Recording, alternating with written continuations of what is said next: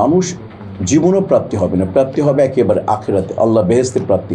এখানে আল্লাহ রসুল বলে গেছেন সেটা তুমি তোমার থেকে নিচে তাকাও। মানুষের কোনো প্রাপ্তির শেষ হবে না, কারণ আল্লাহ সুবহানাহু ওয়া তাআলা মানুষকে সৃষ্টি করেছেন, তাকে কখনো সে পরিপূর্ণ হবে না। মার্ক জুকারবার্গ বলো, বা মনে করো যে মেসিকে বলো, নেইমারকে বলো, রোনালদোকে বলো, বা মনে করো যে তুমি যাকেই বলো, আর্টিস্ট বলো, অথবা কাজেই পৃথিবীতে মানুষ অপ্রাপ্তি নিয়ে প্রস্থান করবে।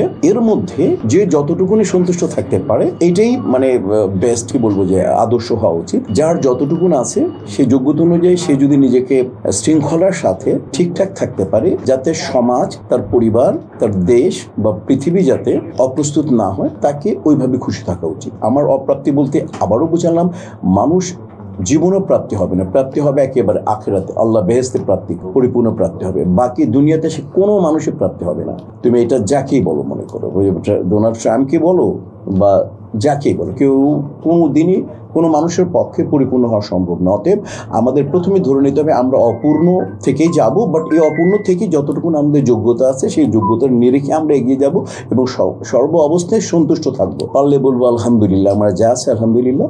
এখানে আল্লাহ রসুল বলে গেছেন সেটা তুমি তোমার থেকে নিচে থাকো। আজকে আমার যে অবস্থায় আছে, ধরি আজকে আমার পোলাও মাংস নেই, আমার কাছে কি ভাত ডাল আছে, মাংস আছে, ভর্তা আছে, ইনাফ।